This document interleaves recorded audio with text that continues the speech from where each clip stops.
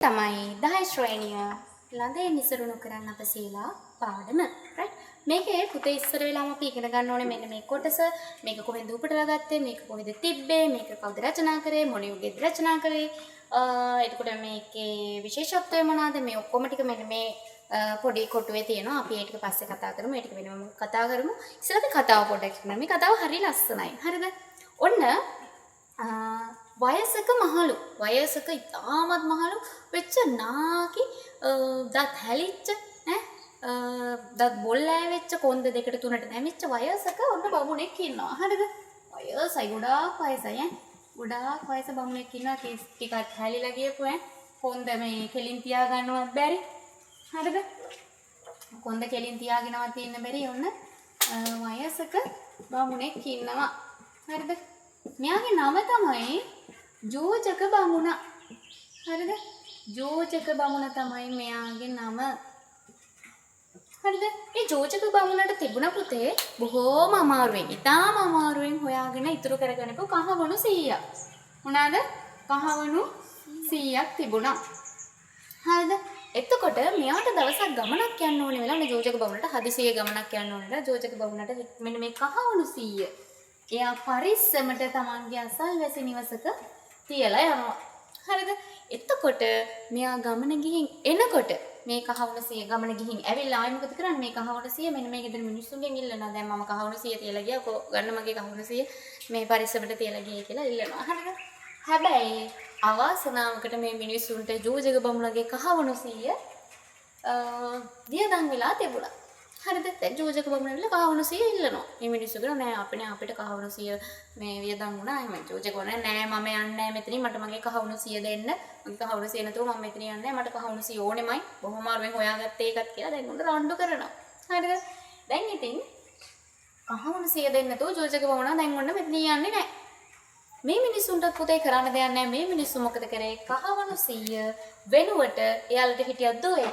තාම ලස්සන මෙයාට දුවෙක් හිටියා තරුණ දුවෙක්. හරිද? එයාලා හිතුවා මේ කහවණු 100 වෙනුවට මෙන්න මේ දුවව ජෝජක බමුණට දෙනවා කියලා. හරිද? මෙයාගේ නම තමයි අමිත තාපා. කවුද නම? අමිත තාපා තමයි මෙයාගේ නම. හරිද? ඉතින් ජෝජක බමුණත් හිතුවා කමන්නේ ඉතින් කහවණු 100 වෙනුවට මේ තරුණ කෙල්ලෙක් නේ කමන්නේ ප්‍රශ්නයක් නැහැ කියලා ජෝජක බමුණත් වැඩේට කැමති වුණා. හරිද? ඔන්න ඉතින් ජෝජක බමුණා අමිත තාපවත් අරගෙන ගෙදර යනවා.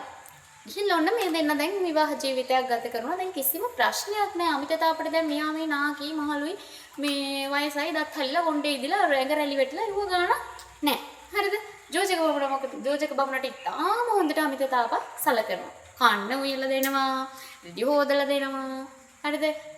ගෙදර වැඩ ටික කොහොම කරලා දෙනවා. ඉතින් ජෝජක බමුණට කිසිම ප්‍රශ්නයක් නැහැ. කාලා බීලා සැපසේ දැන් ජෝජක බමුණ ඉන්නවා. හරිද? කිසිම ගැටලුවක් නැහැ. මේ දෙන්න ඉතාම සතුටින් ඉන්නවා. හැබැයි ප්‍රශ්නේ තියෙන්නේ මේගොල්ලොන්ට නෙමෙයි. ප්‍රශ්නේ තියෙන්නේ ගමේ ඉන්න අනිත් උදවියට.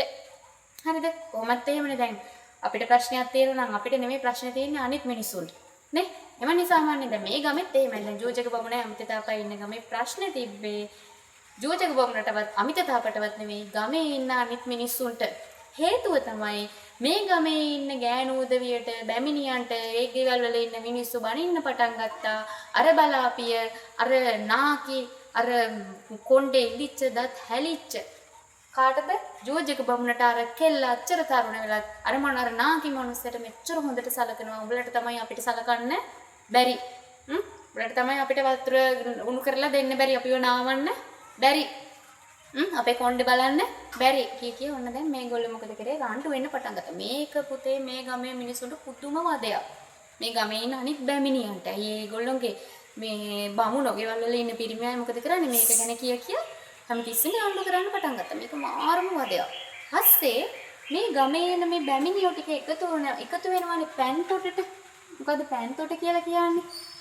ලිඳ ළඟට පෑන් තොටට එනවා දැන් වතුර ගෙනියන්න එනවා. හරිද? මෙන්න මේ එකතු වෙච්ච බැමිණියෝ ටික මොකද කරේ? පෑන් තොටට ආපු වෙලාවේ කතා වුණා මේක මාර වදයක්. අර නාකි බමුණට අර කෙල්ල සලකනවා බල අපේ මිනිස්සු අපිට හැමතිස්සෙම බනිනවා. හැමදාම ගෙවල් වල රණ්ඩු. හරිද? ඒ නිසා අපි හොඳ වැඩක් කරමු. අමිත තාපා පෑන් තොටට එනකන් ඉඳලා අපි අර ජූජක බමුණට කියන්න තියෙන ඔක්කොම අපහාස ටික කරමු. කොහොම හරි මේ දෙන්නව වෙන් කරමු කියලා ඔන්න මේගොල්ලෝ කතා වුණා. හරිද? ඔන්න දැන් කොහොම තමයි ගෑනු අයනේ. ගෑනු කට්ටිය ඔයගේ ප්ලෑන් තමයි දාන්නේ. හරිද? එතකොට ඔන්න දැන් මිනිස්සු ටික මේ ගෑනු උදවිය ටික ඔක්කොම දැන් ඔන්න පැන්තොටට ඇවිල්ලා ඉන්නවා. දැන් අමිත තාපා එනකන් තමයි මේගොල්ලෝ ඉන්නේ. දැන් මේ අර කවුද ජූජක බමුණගේ විස්තරේ කියන්නේ. හරිද? දැන් ඔන්න අමිත තාපා කලෙත් තරම් ආවා. ආවට පස්සේ තමයි මේගොල්ලෝ වැඩ පටන් ගන්න. හරිද? එතකොට ජෝජක බමුණ ගැන කියපු අන්නේ අපහාසාත්මක උපහාසාත්මක කවි ටික තමයි මෙන්න මේ පාඩමේ දීලා තියෙන්නේ. හරිද? එතකොට මෙන්න මේ බැමිනියෝ මෙන්න මෙහෙම කියනවා අමිත තාපට ඇහෙන්න. හරිද? ලීල් නැතිව නිසරුව තෙපලන්නේ මහල් නුඹගේ හිමිද අසන්නේ වල් තමාවත් නැත්ද ඉතින්නේ වල් විඳින දුක මෙනුඹ විඳින්නේ. ඒ කියන්නේ ලීල් නැතුව නිසරුව තෙපලන්නේ. ලීල් නැතුව කියලා කියන්නේ හරියට කතා කරගන්නවත් බෑ. මහල් නුඹගේ හිමිද අසන්නේ අර නාකි මිනිහද උඹේ මිනිහා කියලා අහනවා. හරිද? වාල් තමාවත් ඇද්ද ඉතින්නේ. වාල් තමාවත් කියලා කියන්නේ ඔබ මේ වහල් කමක්වත්ද කරන්නේ කෙල්ලේ කියලා අහනවා. වාල් විඳින දුක මෙනඹ විඳින්නේ. හරියට වාල් විඳින දුක කියන්නේ වහලියක් විඳින දුක වගේනේ. ඔබ මේ විඳින දුක කියලා කියනවා. හරිද? ඊළඟ එක බලන්න. පැසී සත් නිකටත් සොඬු ඇකිලේ ගැසී කුදත් යන ගමනක් බකලේ නිසි වේද ඉඳිනට නිසී වේද වෙත ඉඳිනට මෙකලේ ගැසීද බොල තිගේ බෑසට පටලේ. දැන් ඔන්න පැසී ඉසත් නිකටත් සොඬු ඇකිලේ. පැසී ඉසත් කියලා කියන්නේ කොණ්ඩේ පැහිලා කොණ්ඩේ සුදු පාටයි. නිකටත් සොඬු ඇකිලේ මේ කොණ්ඩේ රැවුලයි දෙකම සුදු පාට වෙලා. සොඬු ඇකිලේ කියන්නේ මේ සොඬු කියලා කම්මුල් හකු බැහැලා. හරිද? මේ බලන්න කැතයි. ගැසී කුදත් ඒ කියන්නේ කුදු ගැහිලා තමයි යන්නේ. හරිද? යන ගමනක් බකලේ. බකල් ගහ තමයි යන්නේ. කුදු ගැහිලා බකල් ගහ තමයි යන්නේ. නිසි වේද ඉදිනට නිසි වේද වෙත ඉදිනට මේකලි. ඔබට මෙහෙම ඉඳලා වැඩක් තියනවද? නිසි වේද කියන්නේ මෙහෙම ඉඳලා වැඩක් තියනවද? ගැසීද බොලතිගේ දැසට පටලේ. උඹේ ඇස් දෙකට පටල බැඳිලාද? පේන්නත් අර මිනිහගේ හැටි.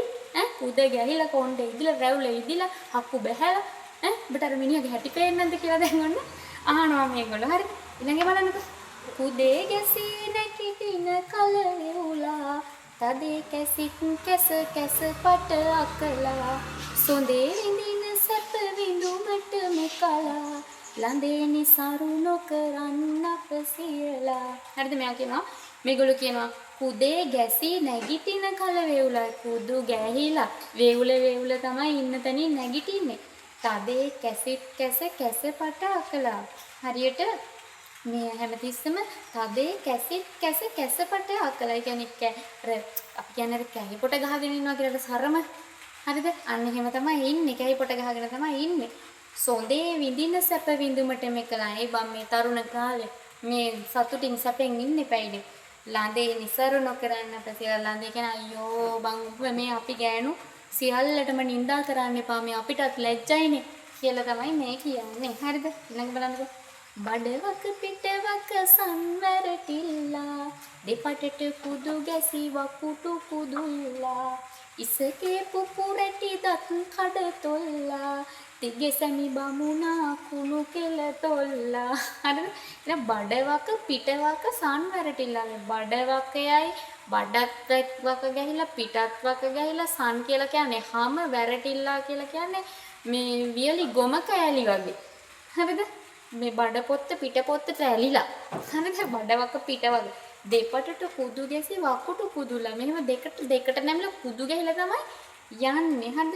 ඉසකේ පුපුරටි. ඒ කියන්නේ හිසකේ පුපුරලා දත් කඩතොල්ලා. දත්වල කැඩිලා කෑලි තමයි තියෙන්නේ. හරිද? තිගේ සැමි බමුණා කුණු කෙල තොල්ලා. හැමතිස්සම කට දෙවැත්තේ කුණු කෙල වැක්කරනවා කියලායි කියන්නේ. පෙරකල් ජාතියේ පැතුවා වන්නේ පරමල් පිදුවා දෝ පල දුන්නේ නරමුල් ඇඟට කිඹුලෙකු වන්නේ හැමකල් මලදා දෝ සැපවන්නේ පෙර කල් ජාතිය පැතුවා වන්නේ අයියෝ උඹ පෙර කාලේ ඉඳන්ම මේ මිනිහව පතාගෙන ආවද කියලා අහනවා. පරමල් පිදුවාදෝ පළ දුන්නේ මොනවාරි උඹ පරවෙච්ච මල් පූජා කරතද ඒ නිසාද මේ මිනිහව ලැබිලා තියෙන්නේ. නරමුල් ඇඟට කිඹුලෙකු වෙන්නේ. හරියට මේ මිනිස්සයාගේ ඇඟේ ඇට කිඹුලෙක්ගේ වගේ. හරිද? හැම කල් මලදා දෝ සැපවන්නේ. ඔය මිනිහා මැරුණම තමයි උඹට කවදා හරි හරියන්නේ කියලා තමයි මේ කියන්නේ. හරිද?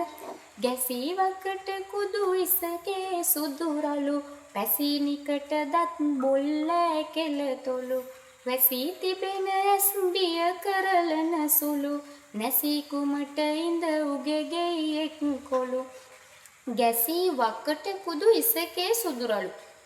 ඒ කියන්නේ මේ ඉසකේ කුදු මේ සුදු පාට වෙලා රළු වෙලා තමයි තියෙන්නේ. ගැසී වකට කුදු මේ වකුටු වෙලා කුදු ගහිලා තමයි ඉන්නේ. ඉසකේ සුදු රළු ඉසකේ සුදු පාට වෙලා රළු වෙලා තියෙන්නේ. පැසී නිකට රැවුල පැහිලා රැවුල සුදු පාට වෙලා දත් බොල්ලෑ කෙලතුළු දත් බොල්ලෑ වෙලා තියෙන්නේ. කෙල වැක්කිරෙනවා. හරිද? වැසී තිබෙන ඇස් බිය කරලන සුළු. ඇස් දෙක දැක්කම බයයි ඇතුළට ගිලිලා තියෙන්නේ ඇස් දෙක. නැසී කුමට ඉඳ ඔගේ ගේ එක්කලු උඹ මොකටද ඌට මේක ගේ ඉඳගෙන වැඩකාරකම් කරන්නේ කියලා යහන්නේ. හරිද? එක මග යන කල ඔබිනට ඇත්දෝ ආනන කල ඔගේ කටගඳ නැත්දෝ තීසටි බමුණන් මේ රට නැත්දෝ ගැට කොනම කුට ඉඳ පළ ඇත්දෝ. මෙහනේ එක මග යන කල ඔබිනට ඇද්දෝයි නාකි මිනිහත් එක්ක පාරයකට යන්න පුළුවන්ද? ආනන කල ඔගේ කටගඳ නැද්ද? මේ අර මේ කට ගඳ නැද්ද කියලා අහනවා. හරිද? ඊටසේ තීසටි බමුණන් මේ රට නැද්ද? ඒ අර ආනන කල කියන්නේ පිට ඈනුම් අරිද්දි. හැබැයි ඈනුම් අරිනකොට කට ගඳ නැද්ද කියලා අහනවා. තීසටි බමුණන් මේ රට නැද්ද? ඒ බං උඹට හරියන එක මිනිහෙක්වත් මේ රටේ නැද්ද? පිරිමියෙක්වත් මේ රටේ නැද්ද කියලා අහනවා. ගැට කෝණමකට ඉඳපළ ඇද්ද? ඔය කොන්ද කුදු ගැහුණු මිනිහෙක් එක්ක ඉඳලා වැඩක් තියෙනවද කියලා අහනවා. හරිද? දැන් ඔන්න මේ බැමිනියෝ ටික මොකද කරේ අර පෑන්තොටට ආපු මේ අමිත තාපට මෙන්න මේ ටික ඔක්කොම කිව්වා. දැන් අමිත තාප මේ ඔක්කොම අහගෙන හිටියා. අමිත තාපට මොකද උනේ? අමිත තාපට දැන් තරහයි දුකයි තමන් ගැන වේදනයි ඔක්කොම එකට. හරිද? බලන්නකෝ අමිත තාප මොකද කරේ කියලා. ඒ බසට ලැජ්ජාවෙන් ලද බැමිනි අබසටලා සප් පුපුරන ලෙසිනි විලිවැද ඉවසා රොස් කොට එඩිනි කලගෙඩි බිඳ ගොස් තමගෙට වැදුනි. දැන් ඔන්න පෑන්තොටේදී බැමිනියෝ ටික කියපු ඔක්කොම අහගෙන ඉඳලා අමිත තාපට ලැජ්ජ. ඒ බසට ලැජ්ජාවෙන් ලද බැමිනි අමිත තාපට පුදුමාකාර ලැජ්ජයි. අබසටලා සප් පුපුරන ලෙසිනි අර මූණට අබ ටිකක් දැම්මම පුපුරලා යන තරම් කේන්ති. හරිද? විලිවැද ඉවසා රොස් කොට එඩිනි. රොස් කොට කියලා කියන්නේ කෝප වෙලා ලැජ්ජ වෙලා කෝප වෙලා කලගෙඩි බිඳ ගොස් තමගෙට වැදුනි. මොකද කරේ? කාලේ අල්ලලා පොළවේ ගහලා බිඳලා ගිහිල්ලා ගෙට වැදුනා. වෙවුලයි පුපුරයි දත් කයි රොස් කොට සූරයි කම්මුල් දෙක ඇද තර කොට තැවුලයි ගිය තැන රට වට මට හවුලයි වෙන්නේ මෙතනින් යන්නට. දැන් අමිත තාප වේවුලනවා තරද පුපුරනවා දත් මිටි කනවා. හරිද?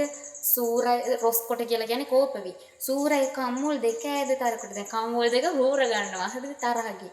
තැවුලයි ගිය තන රට වට මට යන තැන මට මේක නිසා ප්‍රශ්න. හරිද? ගියොත් කොහේ හරි මිනිහගෙන තමයි කියන්නේ. අවුලයි වෙන්නේ මෙතනින් යන්න. මෙතන හිටියොත් නම් පුදුම අවුලක් තමයි වෙන්නේ කියලා අමිත තාප දැන් හිතනවා. මූණ රවාගෙන ගොස් ගෙට වැදිලා පූණ නූල ඇත දමමින් බිඳලා යානේ උන් බමුණා බිම පෙරලා බාන ලෙසට අල්ලාගෙන රැවුලා. අමිත තාප මොකද කරේ? ගෙට ගිහිල්ලා මූණ රවාගෙන ගොස් ගෙට වැදිලා මූණ රවාගෙන ගෙට ගියා. හරිද? පූණ නූල ඇද දමමින් බිඳ. පුතේ බමුණෙක් කියලා කියන්නේ මෙන්න මේ කොණ්ඩේ මෙහෙම බැඳගෙන දැකලා තියෙනවනේ බමුණෝ. මෙහෙම කොණ්ඩයක් බැඳගෙන පූණ නූල කියලා මෙහෙම නූලක් දා ගන්නවා හරහට ඇඟේ. හරි ඕක තමයි දාගෙන ඉන්නේ උඩුකයට. ඇතුන් නෙවෙයි මෙහෙම නූලක් දාගෙන ඉන්නේ. හරිද? පූණ නූල කියන්නේ යන්නේ ඒකට. පූණ නූලෙන් ඇදලා කඩලා දැම්මා. යානේ උන් බමුණා බිම පෙරලා යානේ කියලා කියන්නේ ඇඳේ හිටපු බමුණට මොකද කියලා අල්ලලා බිමට පෙරලා ගත්තා.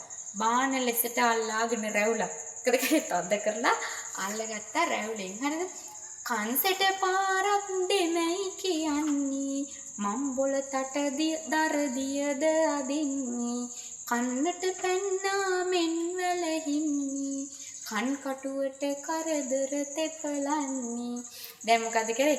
රැවුලෙන් අල්ලගෙන බිම පෙරලගෙන කිව්වා කන්සෙට පාරක් දෙමයි කියන්නේ දෙන්නේ කාන පැලෙන්න කියලා. හරිද? කම්මුල් පාරක් දෙනවා කියලා කිව්වා. මම්බොල තට දරදිය දාදිනේ මං ඔබට දරදිය ආදිනවා හැමතිස්සෙම වැඩකාරකම් කරනවනේ මං කන්නට පැන්නා මෙන් වැලහින්නේ හරියට වැලහින්න කන්න කඩම් පැන්නා වගේ පැනලා කන් කටුවට කරදර තෙපලන්නේ කන් කටුවට ඉන්නේ කටෝර ලෙස කනට අමි හිරි විදියට දැන් ඔන්න කියවන්න පටන් ගත්තා බනින්න පටන් ගත්තා. හරිද? ඉතින් මේකේ තියෙන්නේ එච්චරයි. මේ කතාවේ ඉතුරු ටිකත් ඊට වඩා ලස්සනයි. එතකොට ඊට පස්සේ මෙයා කියනවා මට මේ ගෙදර වැඩ කරන්න බෑ තනියම මේ ගෙදර වැඩට කෙනෙක් හොයාගෙන එන්න කියලා. හරිද? ඊට පස්සේ මේ අපේ ජෝජක බමුණ යනවා මේ වැඩකාරකමට කෙනෙක් හොයන්න. ඊට පස්සේ ගිහලා තමයි වෙස්සන්තර අපේ බෝසතාණන් වහන්සේ වෙස්සන්තර රජතුමා වෙලා ඉන්නවා. එයා ජාලිය ක්‍රිස්ටි ජිනාව මේ ජෝජක බමුණට වැඩකාරකමට ගෙනියන්න කියලා දාන්න දෙනවා. ඒක දිග කතාවක්. ඉතින් මේ කතාව අපි ආයෙ කොටසකින් නැවත ඉගෙන ගනිමු.